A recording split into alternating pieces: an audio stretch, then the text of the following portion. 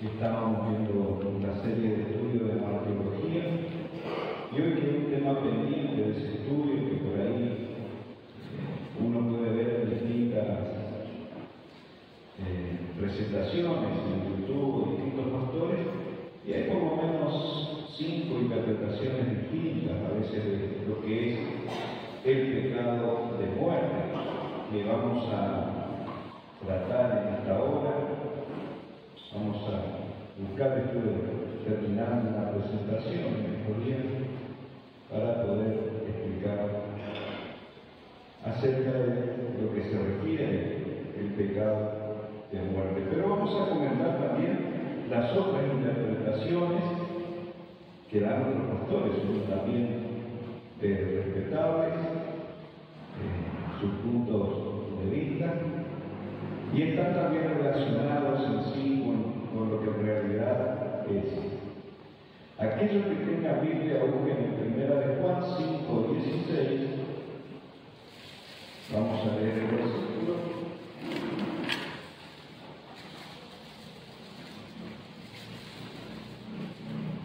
1 de Juan 5:16 dice, el que no tiene Biblia puede mirar en la pantalla. Si alguno viene a su hermano cometer pecado que no sea de muerte, pedirá y Dios le dará vida. Esto es para los que cometen pecado que no sea de muerte. Hay pecado de muerte por el cual yo no digo que se pida. Toda injusticia es pecado, pero hay pecado no de muerte.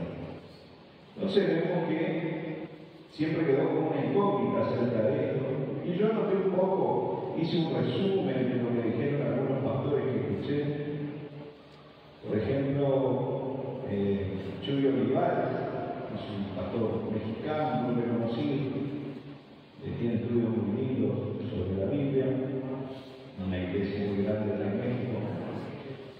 Chuy Olivares dice que es quitarte la deidad a Cristo y reducirlo a un simple hombre. Es la doctrina del gnosticismo y es el espíritu del anticristo. Él analiza la carta de Juan en el Nuevo Testamento, como Juan tuvo sus rivales, que eran gente del gnosticismo, gente que negaba la deidad de Cristo. Entonces dice que Juan se refiere a ese pecado, que se refiere a aquellos que negaban la deidad de Jesús, de que Jesús era Dios. Decían que Jesús era simplemente un hombre, pero que él no era Dios. Y también decía él que ese representaba el espíritu del anticristo, y al reducir a Jesús, quitarle la deidad, reduciendo a un simple hombre, y era el espíritu del anticristo, y ese, dice él, que es el pecado de muerte a que se refiere Juan en este versículo. También Armando Artusi, que es mexicano, también suele estar en España un tiempo. Artusi dice que es cuando un cristiano no se arrepiente y Dios tiene que llevarlo antes del tiempo para que el Evangelio no sea blasfemado. Cada uno de ellos dio sus versículos, por supuesto, cada uno lo afirmó con versículos bíblicos. Artusi también puso sus versículos bíblicos diciendo que el pecado de muerte es cuando un cristiano no se arrepiente y Dios tiene que llevarlo antes del tiempo para que el Evangelio no sea blasfemado. Miguel Núñez también es un conocido de una iglesia bautista, es también un gran orador, también muy preparado. Y Miguel Núñez dice que como no tenemos una clasificación de cuáles son los pecados de muerte, pero sí hay pecados que terminan en muerte, es gente que es advertida una y otra vez y no se arrepiente, pero es Dios que decide si él muere o no. Entonces eso es lo que dice, en este caso, Miguel Núñez, que hay personas que se advierten una y otra vez y ellos han decidido no arrepentirse, pecan deliberadamente, pero como no hay una clasificación, dice él, de esos pecados aparte, no hay una clasificación, entonces es Dios quien decide la muerte de esa persona o no. También escuché varios ahí, buscando así, están aquellos que dicen que es el que conociendo ha decidido pecar deliberadamente y apostatar de la fe. O sea, es otra interpretación. Había algunos que decían eso, conociendo, esto es un resumen que yo hice de cada cosa que escuché. Han decidido pecar deliberadamente y apostatar de la fe. Después otros dicen, con una línea más calvinista, dicen, es un incrédulo que rechaza continuamente la gracia de Dios y no se somete a la autoridad de Dios. Dice, a pesar de que es hermano, pero dice, en realidad es un incrédulo que rechaza continuamente la gracia de Dios, no quiere aceptar a Jesús, no quiere vivir bajo su ley y no se somete a la autoridad de Dios. Esa es la persona que cometió pecado de muerte. Hay otros que dicen que es la blasfemia contra el Espíritu Santo, que también, como Jesús habló de ese pecado que no tendría perdón, ese pecado imperdonable.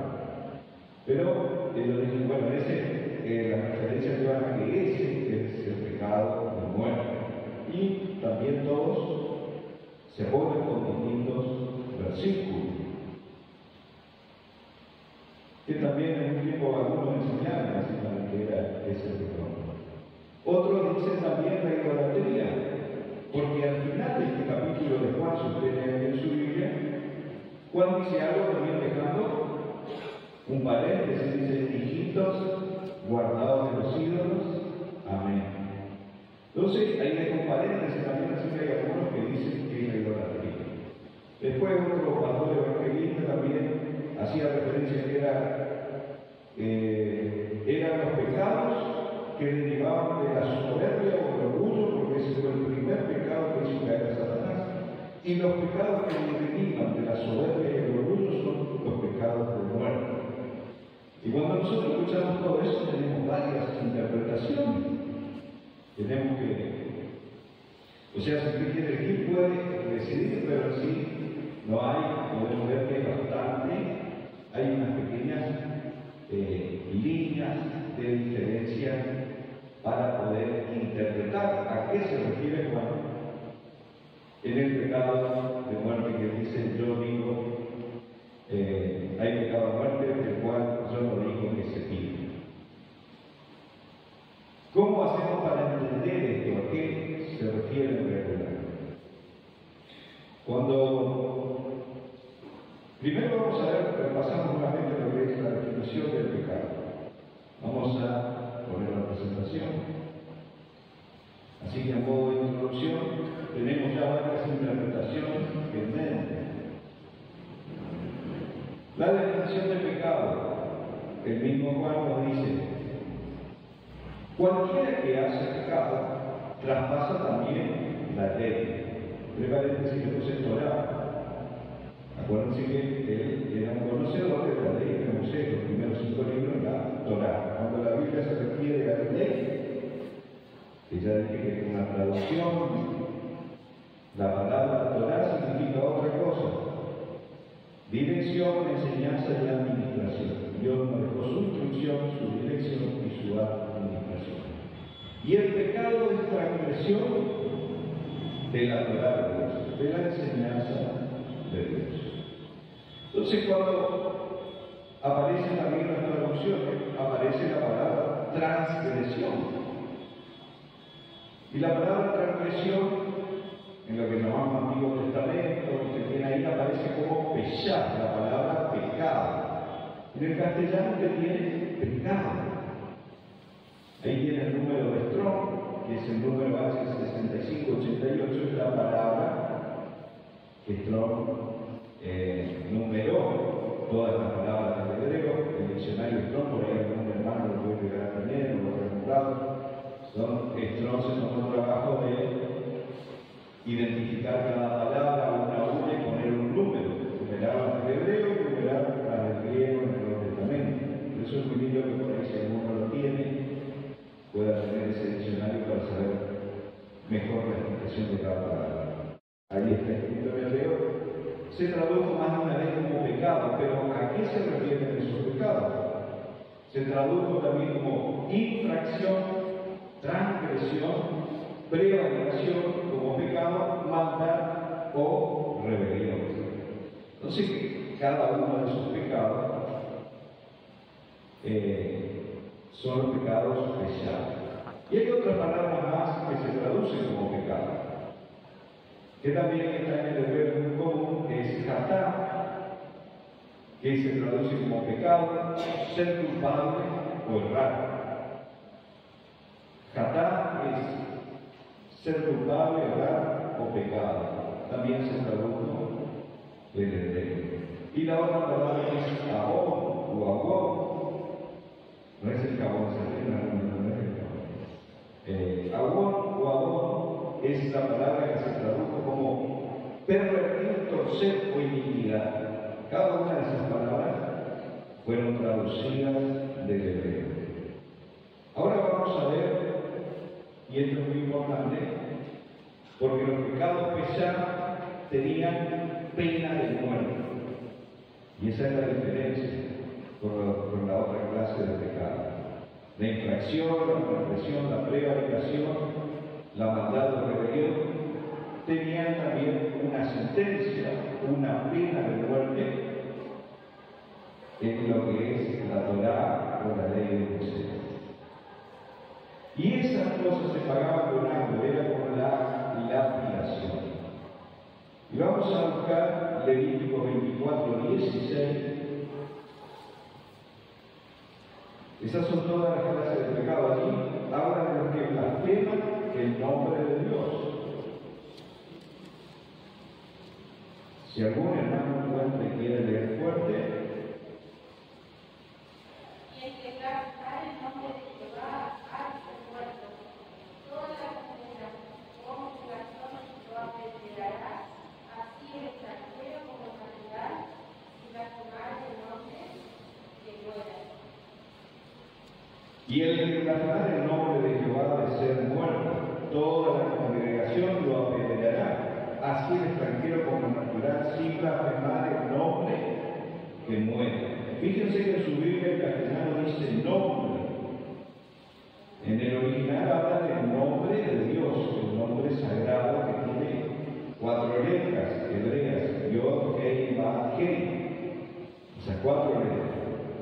En algunas Biblias más modernas está Y, H, que corta H, es la transliteración al castellano, por eso es el nombre, que tocar el nombre sagrado de Dios, blasfemar, hablar el nombre contra él, tenía pena de muerte. Ese era un pecado pesado. ¿Qué quiere decir? Por los otros pecados, la ley permitía que se ofreciera un corbán. Un corbán era una ofrenda por expiación de esos pecados. Había pecados que se podía ofrecer un corbán. Era por error, por un acto involuntario o por no conocerlo, por ignorancia. Entonces se podía ofrecer un sacrificio, un corbán para expiar ese pecado. La ley permitía que se ofrezca a distintos actos, un acto de purificación, por haberse mezclado con impureza, por tocar un muerto, por algún flujo corporal, por alguna cosa donde la persona podía hacer un acto de expiación, por tener un hijo. La mujer, para purificarse después del parto y todo eso, podía ofrecer un corbán, palominos como mínima ofrenda, como un acto de purificación, también después de haber tenido un hijo.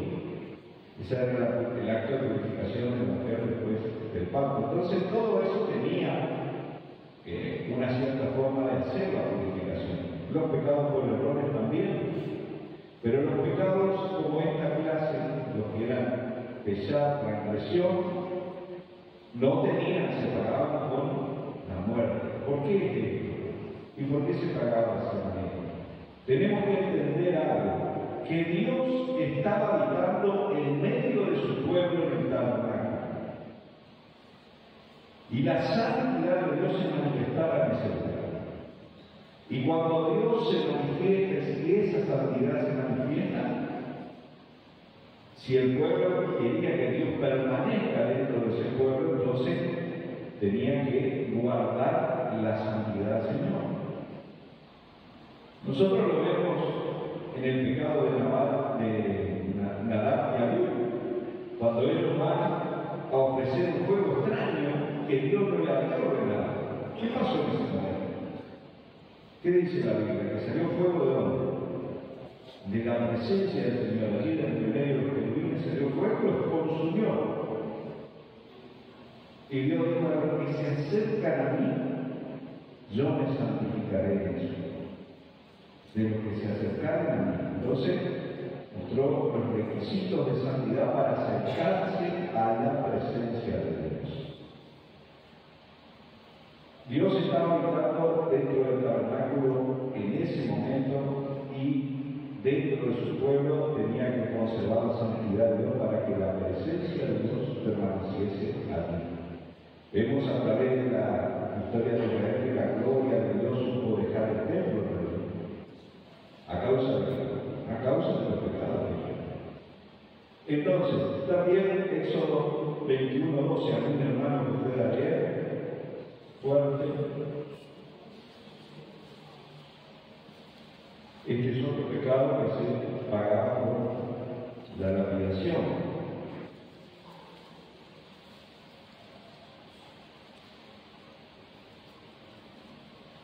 Si alguno no encuentra, Éxodo 21:12. El que hiere a alguno haciéndole así morir, él morirá.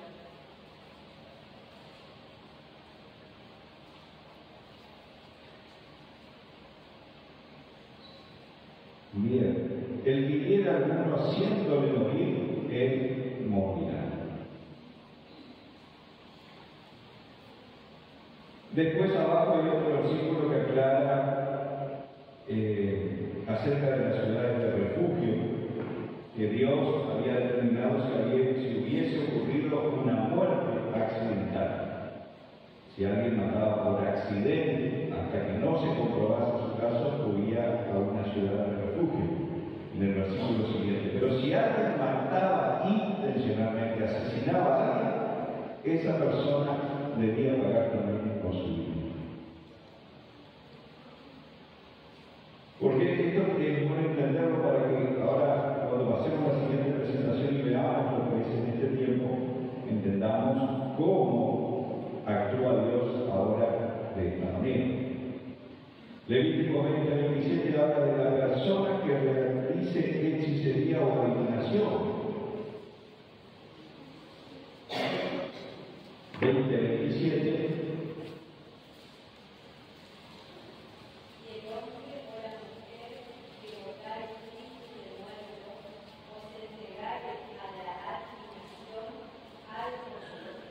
Que invocare espíritu de muerte o se entregare a la adivinación, ha de morir. Todos estos pecados están ocurriendo diariamente en la actualidad. También es un pecado que era castigado con la muerte. El que incitaba o promovía la idolatría, Deuteronomio 13:6.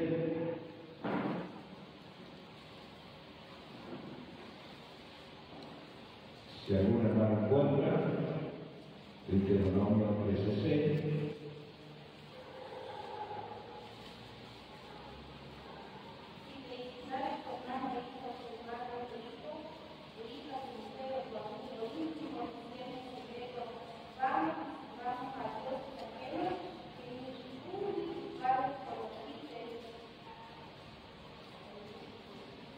Claro, que incitar a otra persona a la idolatría o promover la idolatría, esas personas debían morir. O sea, las personas que incitaban a otro llevado a adorar a otro Dios que no fuese el Dios de Israel, y estamos hablando dentro del pueblo de Israel, esa persona también, si se comprobaba que él estaba haciendo esas cosas, debía ser castigado con la muerte. Pero ahora vamos a ver quiénes determinaban eso. ¿Quiénes determinaban que esa persona habría de morir?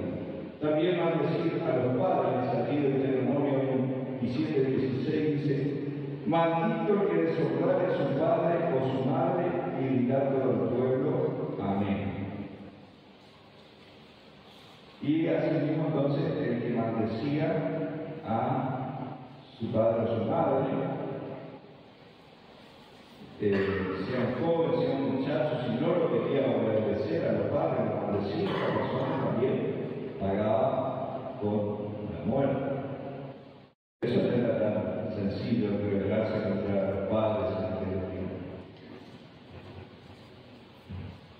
Hoy es una de las cosas que más ocurre en la sociedad. Estos pecados, los adolescentes, los jóvenes se entregan contra sus padres, y sin embargo eso va a tener consecuencias. Pero todos estos pecados siguen teniendo consecuencias. ¿Por qué? Porque el pecado es pecado y sigue siendo, no es que ha cambiado. Practicar la hechicería, Éxodo 22:18, la práctica de la hechicería también se pagaba por la muerte.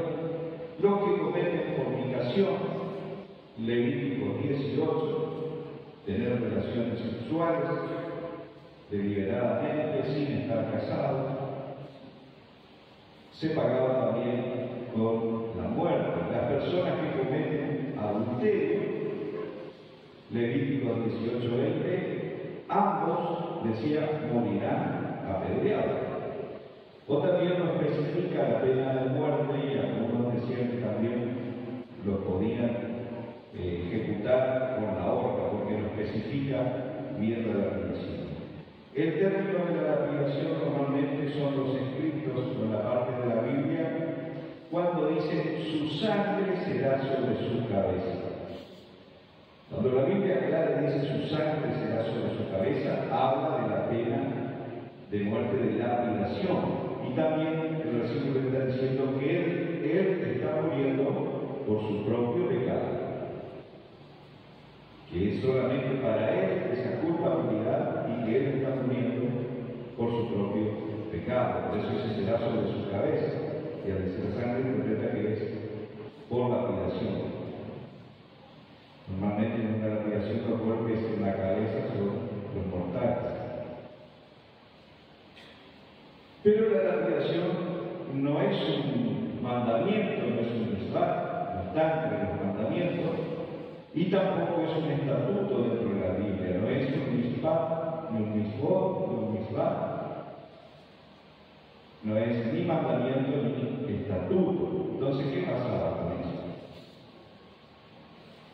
Hay un término de la consecuencia del pecado que se llama caret. Caret es la consecuencia de escisión, significa separación espiritual del Creador. Caret, en otras palabras, también significa es cortar, es separar, es extirpar. Esa es la raíz de la palabra caret, que es carat, que significa cortar, separar, extirpar. Y también se lo toma como separación, ser cortado.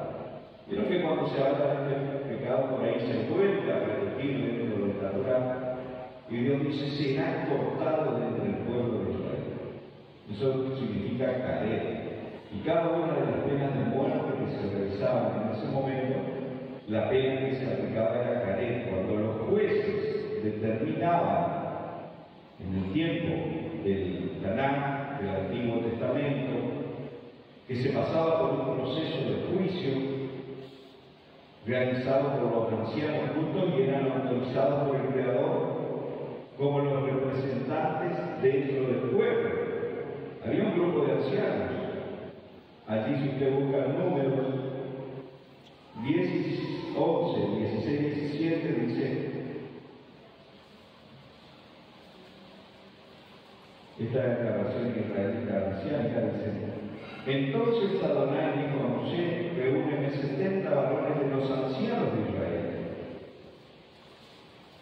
que tú sabes que son ancianos del pueblo y sus principales, y tráelos a la puerta del tabernáculo de reunión y esperen allí contigo. Y yo descenderé y hablaré allí contigo, y tomaré del espíritu que está en ti y pondré en ellos y llevarán contigo la carga del pueblo y no la llevarás tú solo. Entonces estos ancianos, Dios demuestra que iban a tener el mismo espíritu de Moisés, el espíritu que había en Moisés Dios se va a sacar, iba a depositar en ellos. ¿En qué sentido? En sabiduría, gracia y la capacidad de juzgar a través del espíritu de Dios todas las decisiones de quién debía pasar por la pena de muerte, quién de esa persona realmente había de ser condenado. Entonces eran los ancianos que estaban allí a la puerta de la entrada de la ciudad. Normalmente cuando ya Israel se estableció, estos ancianos se sentaban a la puerta de la ciudad. Y estos ancianos eran los encargados de juzgar al pueblo, eran personas sabias. Por eso a veces nosotros acá tomamos el ministerio de ancianos, le decimos que es como un ministerio, ¿no? Comparamos con el pastor. En realidad un anciano es una persona experimentada en Israel que puede tener alguno de los ministerios, pues el pastor puede ser alguien experimentado en Israel, pero con la capacidad de juzgar. Una persona muy sabia, reconocida, llena de la gracia del Espíritu de Dios para juzgar estos asuntos referentes a la ley de Dios. Eso estaban para enseñar, por eso nosotros como ancianos estaban para enseñar la ley. Porque ellos estaban para enseñar la ley al pueblo y también para juzgar. Ya en los tiempos más modernos estaba el Beit Din, que se llamaba la casa del juicio. Es ahí donde se juzgaban, es ahí donde en el Nuevo Testamento se conoce como Sanedrín y todo eso. Estaban allí los ancianos para juzgar a Jesús. Jesús fue puesto delante de ellos para ser juzgado. Fue llevado a la casa del juicio. Y allí aparecían los testigos y había los testigos. Por eso también cada uno de esos pecados que vimos, que eran de la violación, la ley decía algo. Debe haber 2 testigos como mínimo. 2 o 3, cuando había más testigos mejor, pero como mínimo 2, que puedan ser los que hayan visto a esta persona testificar y cometer ese acto, sea la muerte, sea el adulterio, sea lo que sea. Tenía que haber como mínimo 2 testigos que se presentarían dentro del lugar de juicio donde estaban los ancianos de la ciudad o en la casa del juicio, y allí se llevaría a cabo la sentencia. Si ustedes se acuerdan del pasaje de Nabot, que tenía una viña y el rey Acab quería la viña de Nabot. ¿Qué hizo Nabot? ¿Qué hizo Acab para tener la viña de Nabot? ¿Pagó qué? ¿A 2 qué? A 2 personas corruptas, 2 hombres perversos, que se vendieron por mucho dinero, agarraron un buen dinero para testificar y decir que Nabot había blasfemado el nombre de Dios. Entonces vemos que lo acusaron de un pecado careta por alguien que merecía la muerte, ser cortado. Entonces ellos lo acusan de blasfemar el nombre santo de Dios. Y allí es como acá logra ese objetivo perverso para quedarse con la viña de Nabot. Pero no sabía que mientras él había hecho esto y estaba alegre con su viña, Elías venía en camino trayendo la sentencia de Dios para él, para toda su casa y para toda su descendencia. ¿Por qué? Porque Dios no puede ser burlado. En el tiempo de los reyes, estábamos hasta el tiempo de Samuel. Hasta el tiempo de Samuel había jueces. Toda esta introducción ustedes sigan practicando. Ya vamos a llegar a explicar bien por qué es así. Entonces, lo que la Biblia dice y lo que Juan está interpretando del pecado de muerte son estos pecados. Ustedes tienen que pensar que Juan era judío. Él era un maestro de la Torá, de Moisés, de la Biblia. Él era conocedor de la Escritura y discípulo de Jesús. Jesús enseñó lo que Moisés habló, no inventó otra cosa. Jesús trajo la revelación, complementó la verdad, todas las enseñanzas de Moisés y le dio la correcta interpretación para que la gente quede libre también de las cargas pesadas que los hombres le ponen. En el tiempo de los reyes ocurre esto. Y dijo Jehová a Samuel: oye la voz del pueblo en todo lo que te diga, porque no te han desechado a mí, sino a mí han desechado, para que no reine sobre ellos. Conforme a todas las obras que han hecho desde el día que los saqué de Egipto hasta hoy, dejándome a mí y sirviendo a los dioses ajenos, así hacen también contigo. Ahora pues, oye su voz, mas protesta solemnemente contra ellos y muéstrales cómo los tratará el rey que reinará sobre ellos. ¿Qué dijo el pueblo? Queremos rey, como las otras naciones, en medio de su pueblo. Y su ley se tenía que cumplir de esta manera. Ahora Israel mira las naciones y quiere un hombre como rey. Por eso Dios dice a Samuel se preocupa, porque no estaban atendiendo a sus órdenes, no querían ser juzgados como él, como juez, como sacerdote, no querían que él siga juzgando. Y ellos pidieron un rey y Dios le dice: no te preocupes porque no te desechan a ti, sino que a mí me han desechado para que no reine sobre ellos. Entonces empieza más un gobierno humano. Y ya no se siente más la presencia de Dios en ese tiempo. La presencia de Dios no se manifiesta ya como los tiempos de Moisés. La gloria divina no está dentro de su pueblo. Cuando David, antes cuando estaba Saúl, todo eso, David tuvo que recuperar el arca de Jehová de allí, de la tierra de los filisteos, que estaba lejos de Israel. La presencia de Dios no estaba en su pueblo. La gente empezó a pecar también deliberadamente, y aún David también, él cae en transgresión, siendo rey. ¿Cuántos conocen esa historia? Segunda Samuel, capítulo 11. ¿Qué nos dice allí? Que el rey David era el tiempo que los reyes salían a la guerra. ¿Y qué pasó con el rey David? Él se quedó mirando su azotea, de allí arriba, el palacio era más alto de las casas de la ciudad, y desde dentro dice que una mujer que se estaba bañando. Y de ahí, el pecado dice como por los ojos, dice el hermano. Entonces ahí él elabora un plan todo, hace llamar a la mujer, sin que nadie lo sepa, averigua quién es, hace sus averiguaciones, la hace traer al palacio, él duerme con esa mujer, tiene relaciones, ella después se va a su casa. El marido de esa mujer estaba en la guerra. Pasan unos días, la guerra continúa, él seguía en su palacio, donde iba, no fue a pelear, mientras los otros reyes se peleaban. De golpe la mujer le dice: este mes no me vino David. Ay, ahí se la mujer.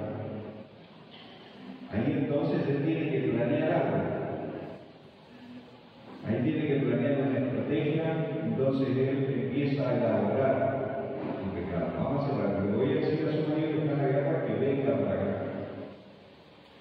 Le voy a dar un día franco que se vaya a su casa y que duerma con su mujer. Esa era la idea de él.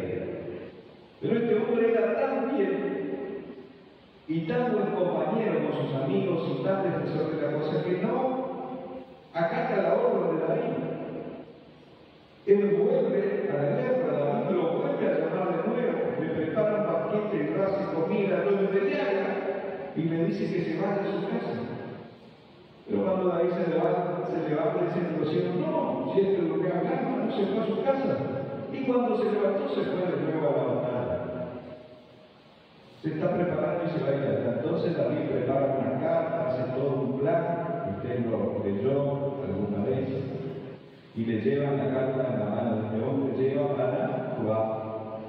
Y en esa carta hay una trampa que dice: cuando esté la batalla más embravecida contra los hijos de Amón, ponlo enfrente de la batalla. Y cuando la batalla esté brava, retírense y dejen los ojos. y hay una probabilidad de un 90% de que esa persona muera si lo dejan solo en medio de una batalla frente a sus enemigos y lo dejan peleando solo. Y eso ocurrió. Llegó la noticia a David, vino a alguien, le dijo: mirá, decirle esto a David, todo bien escondido, nadie del pueblo sospechaba ni decía nada del rey que había vencido al gigante, del rey que el pueblo quería, el dulce pastor de Israel, pero allí estaba el pecado de David. Hasta que pasa un año, nace el niño. Normalmente, después de que este hombre muere, él, como rey, tomó a la viuda como esposa.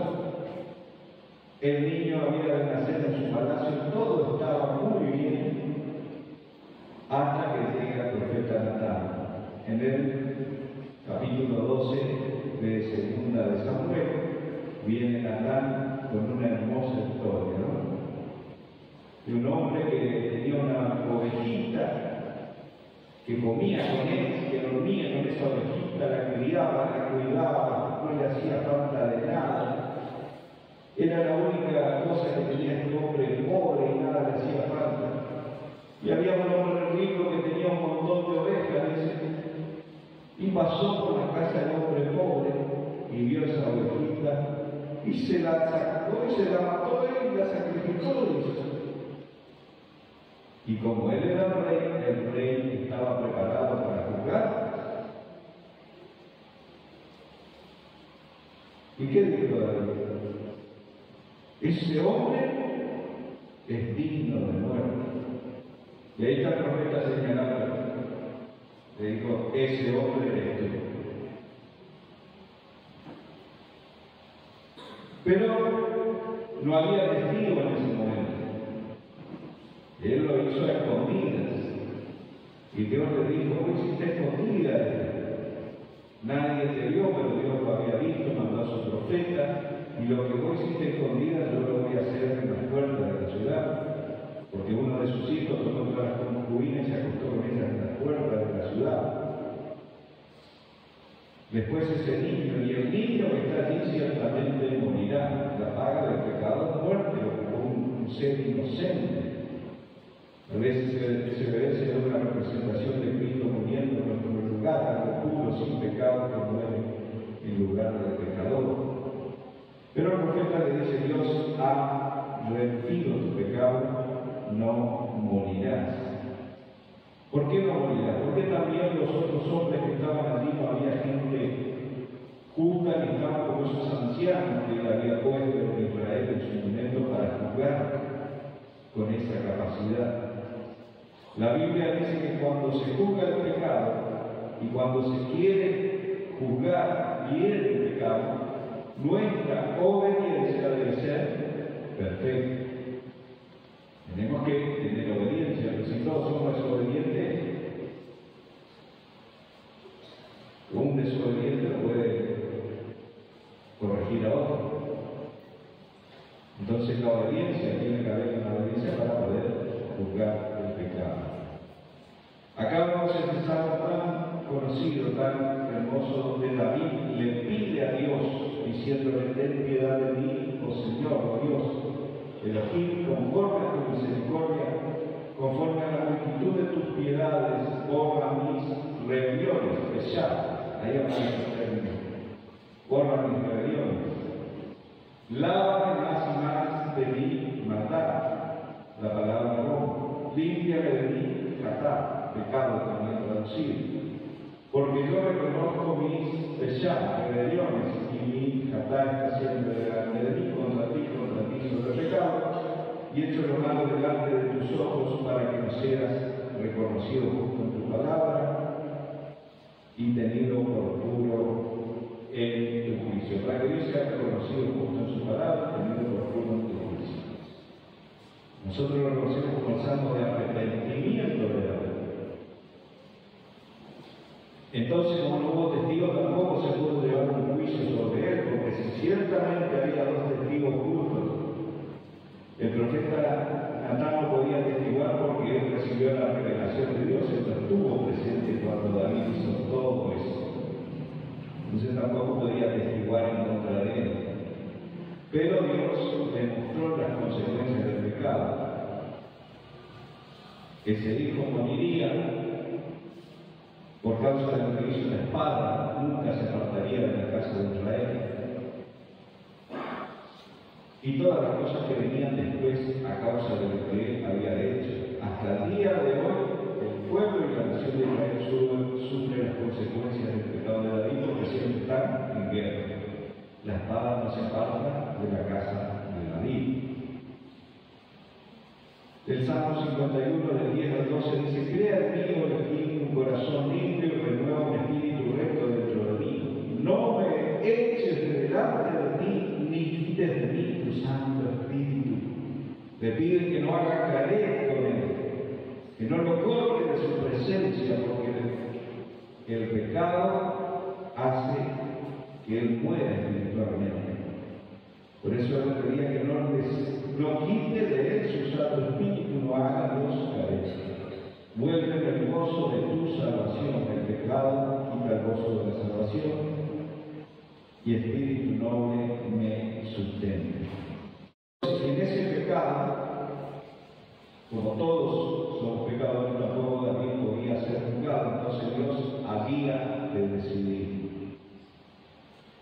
La profecía de Daniel nos anuncia algo a medida que pasa el tiempo: que el Mesías puede perdonar los pecados que la Torá no podía expiar. Contra esos pecados de la violación, pecados de muerte, no había una forma, como dijimos, no había una ofrenda que diga: ofrendando esto a Dios, soy libre. No tenía una ofrenda para eso. Esa persona debía morir. Entonces, como no se podía expiar, Daniel dice: 70 semanas están determinadas, 9:24, en su Biblia puede seguir. 70 semanas están determinadas sobre tu pueblo, sobre tu santa ciudad, para terminar la prevaricación, pechá, que es ese pecado, poner fin al pecado, matar, y expiar la iniquidad, para traer la justicia perdurable y sellar la visión y la profecía y ungir al santo de los santos. Daniel está dando la esperanza a ti de que para el pueblo de Israel había de venir el Mesías, que sería ungido para poner fin ¿a qué? A los pecados que por la ley no tenían salida más que la muerte. Y si es Isaías 53, 5, también usa un término y dice: mas ser herido fue por nuestras rebeliones, por el pecado, morido por nuestros pecados, fatal, el castigo de nuestra paz fue sobre él, y por su llaga fuimos nosotros curados. La profecía que anuncia que el Mesías habría de morir por nuestros pecados. En el capítulo 59, 20 dice: y vendrá el Redentor de Sion, y a los que se volvieren de la iniquidad del pecado, en Jacob dice Adonai. Él hará que se volvieran de la iniquidad en Jacob. Él va a hacer que el pueblo salga de sus pecados. ¿Alguien tiene Isaías 59, 20? Allí nos habla de ese pasaje, de que él, el Redentor, el Señor, habría de hacer que el pueblo se volviese de sus pecados.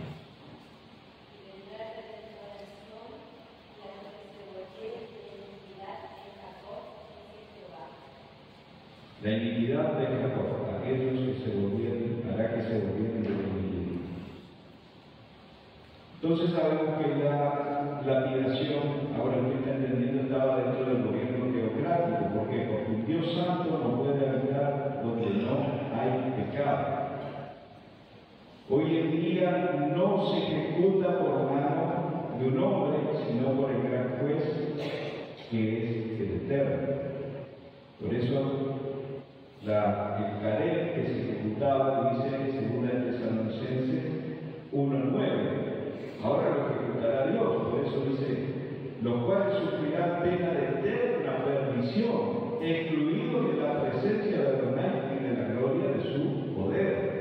Esa es la consecuencia futura del pecado. Por eso yo digo, el pecado sigue siendo pecado. Y si esos pecados son practicados y la única expiación aceptable es Jesús, no hay otra forma de librarse de esos pecados. No hay otra forma en que podamos recibir perdón de esos pecados. Tiene que haber un sacrificio que sustituya y que Dios dice en su palabra, este es el sacrificio aceptable.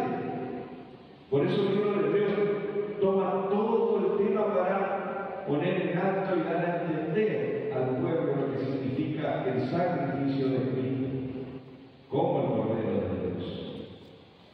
Por eso dice Juan, el Bautista, este es el Cordero de Dios que quita el pecado del mundo. Este es el que puede quitar el pecado del mundo. A través del arrepentimiento. La gente se volvía al arrepentimiento, pero la solución contra el pecado sería a través del Mesías, como lo dice Daniel. Vendrá él para quitar la iniquidad, para librar el pecado, para lograr lo que en la Torá no se podía explicar, sino que se pagaba con la muerte. Cuando vemos este pasaje tan maravilloso de Juan 8:7, el Evangelio de Juan 8:7, ahí busqué una imagen muy linda. Ustedes ya están entendiendo, ¿no?, ese pasaje tan maravilloso. Jesús ante la mujer encontrada en el mismo acto de adulterio. Vienen los opositores y le dicen, la Torá de Moisés dice que se debe apedrear a la mujer. Ya vinieron cambiando, ¿no?, la buscaron a ella. Pero sin embargo no trajeron al hombre. Fíjense que el hombre ya no lo trajeron solo a la mujer. La vida era un poco de machismo ahí, ¿no? Vivía la vida. Trajeron solo a la mujer, la parte de madera extra, ¿no? Y el hombre que estaba con ella, si no, no había adulterio. A los dos tenían que traerlo para ser juzgados, y si tenían que ser apedreados, tenían que ser apedreados. Autoridad tienen que ser apedreados. Entonces ya estaban tratando a Jesús así, con la costumbre de ellos, con lo que ellos ya estaban pervirtiendo la ley de Dios. Jesús seguía escribiendo en tierra. Él seguía dibujando, así escribía en tierra. No se sabe, como dicen, escribía los 10 mandamientos. Varias cuestiones a los predicadores para decir que Jesús estaba escribiendo en tierra. Pero Jesús, dice Juan 8:7, y cómo insistieron en preguntarles de eso, les dijo, el que de vosotros esté sin pecado, sea el primero en arrojar la piedra contra él. ¿Quiénes eran los que tenían que arrojar la piedra primero? Los dos testigos que atestiguaban en contra. Los que habían visto y los que encontraron, los que eran los dos testigos que tenían que presentarse, eran los primeros en arrojar la piedra. Pero ninguno se atrevió. Yo no sé si que Jesús le clavó la mirada a esos que estaban allí, a ver si se atrevían, porque sabían que Jesús era profeta, le podía revelar la situación que estaba. Y otra de las cosas que ya 40 años antes de Jesús, el Imperio Romano le prohibió al pueblo judío que vivía dentro de Jerusalén tomar la decisión de matar a alguien. Por eso testifican en el caso de Jesús y van a Pilato y le dicen, nuestra ley no nos permite. La ley no nos permite, la ley de Roma no nos permite dar muerte a un hombre. Por eso dicen que Pilato lo juzgue y son los romanos los que terminan crucificando a Jesús. Por eso no les permite, dice la ley, hacer eso con Jesús. Ellos, porque los romanos también habían dicho que no, ellos no juzguen a las personas. 40 años antes se había terminado eso. Cuando se pierde el gobierno de Dios, se pierde el centro de Israel, también se pierde el derecho de juzgar y de establecer pena de muerte sobre los demás. ¿Por qué? Porque si la nación está descarriada, no tiene derecho de juzgar, todos somos pecadores. Entonces Jesús, conociendo eso, le dice que esté libre de pecado, que arroje la primera piedra. Y nosotros sabemos que la conciencia empezó, sobre todo, desde el más grande al más pequeño, cuando Jesús se volvió a sentar y a dibujar, después miró a la mujer y le dijo: ¿dónde están los que te condenan? Y ella dice: ninguno, que vos sos. Yo tampoco te condeno, pero vete y no peques más. ¿Por qué? Porque el pecado tiene sus consecuencias, vete y no peques más. Dios hizo misericordia con ella, como Jesús hizo, como Dios hizo con David. Ahí se vio la gracia de Dios, ahí se vio la misericordia de Dios y la intención correcta de la ley. Dios mismo dice: no quiere la muerte del impío, sino que él se vuelva de sus caminos. La lapidación, o por qué no se siguió aplicando en esos tiempos, porque dijimos no es un mandamiento, no está entre los 613 mejor, ni es tampoco un estatuto. Fue una sentencia decretada por el Creador, no por el hombre. Dios había decretado y las personas eran los jueces que estaban en Israel, personas santas, puras, apartadas y sabias que podían juzgar. El hombre no puede juzgar porque todos estamos bajo pecado, por eso Jesús le dijo eso a las personas. Es figura de representación, la representación de la consecuencia eterna que tiene el pecado, era una representación de la gravedad del pecado. Si eso lo hubiese establecido Dios en el pueblo, nadie le daría importancia a la gravedad del pecado. El sacrificio de Jesús nos libera de la condena de muerte que tenemos. Jesús permanece en nosotros y guardamos los mandamientos de Dios. El que guarda sus mandamientos es de Dios.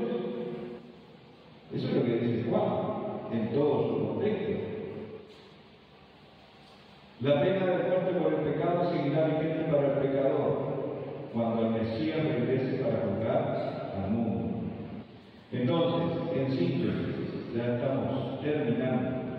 Cuando se habla de pena de muerte es una referencia a la palabra caret, que significa que cortar, separar, extirpar, sacar de la muerte. Es como, Dios demuestra que el pecado es como una gangrena. Una gangrena en una enfermedad. Un médico no le va a decir a una persona que tiene una gangrena, va a esperar dentro de una semana, sabe que eso lo va a matar. Hay que cortar. La infección, hay que cortar, dice la palabra.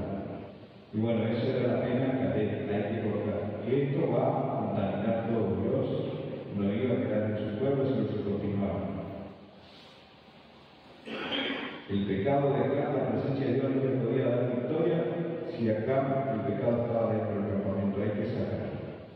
Él cometió un pecado pesado, hizo una transgresión, acá murió por su pecado. Entonces, la misma son las aclaraciones de los sabios judíos. La ley oral documenta 36 pecados de muerte. Es decir, que son pecados con esa pena cadena, o separación de la comunidad de Israel, destrucción del alma, sin poder aspirar a entrar en el mundo venidero. Eso dejaron escrito los sabios judíos. La ley no provee ningún tipo de salida a los pecados voluntarios, solamente los involuntarios, por error, por ignorancia, por no saber,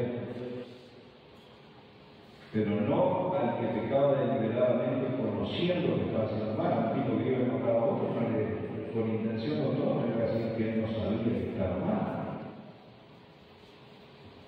Entonces, la muerte del Mesías fue necesaria para poder perdonar los pecados voluntarios, y eso lo vemos en Hechos 13, 38, 39. Ahí está la gran respuesta. Si usted busca Hechos 13, 38, 39, dice, usted mira en su Biblia, sabed pues esto, varones hermanos, que por medio de Dios es anunciado, o se anuncia, el perdón de pecados, y que todo aquello que por la ley de Moisés no pudiste ser justificado, entre paréntesis ahí le puse pecado de muerte, en él es justificado todo aquel que cree. No hay justificación para el pecado de muerte. Por eso Romanos capítulo 1 dice también que los que practican tales cosas, al final del capítulo 1 de Romanos dice, los que practican tales cosas son dignos de muerte, dice. Pablo no está haciendo una metáfora ni está una exageración, él está diciendo lo que la Torá, el Señor, la ley de Dios enseña. Entonces, ahora la pena de muerte para las transgresiones sigue vigente en realidad. Por eso decimos el pecado, no deja de ser pecado. Que merecían pena de muerte, también en el Nuevo Testamento las llama obras de la carne. Los pecados que ya son las obras de la carne, como dice Gálatas 5, 19, 21. Y manifiestas son las obras de la carne, que son adulterio, fornicación, injusticia, lascivia, idolatría, hechicería, enemistad, pleito, celos, contienda, disensiones, herejías, envidias, suicidio, borracheras, orgía y cosas semejantes a estas, cerca de las cuales amonesto, como ya os he dicho, que los que practican tales cosas no heredarán el reino de Dios. Y eso es así, Caleb, apartado de la presencia del Señor. Por eso la pena de muerte sigue vigente, y por eso la Biblia dice, la paga del pecado es muerte. Pero quien establece, ya no los hombres, ahora lo van a hacer Dios. Dice, esta persona no entra en mi reino. La práctica del pecado. Por eso nos aconseja que hagamos morir lo terrenal, fornicación, impureza, pasiones desordenadas, avaricia, que es idolatría. Y allí está el fin que cierra Juan. Acá Pablo dice lo mismo, que es malo deseo, avaricia, pasión, impureza, fornicación, todas esas cosas que son idolatría, por las cuales la ira de Dios viene sobre los hijos de desobediencia. Y ahí es donde Juan dice al final del capítulo, hijitos guardados de los ídolos. Porque todas esas clases de pecado no solo estaban relacionadas con los cultos idolátricos, sino que también el practicar eso es idolatría.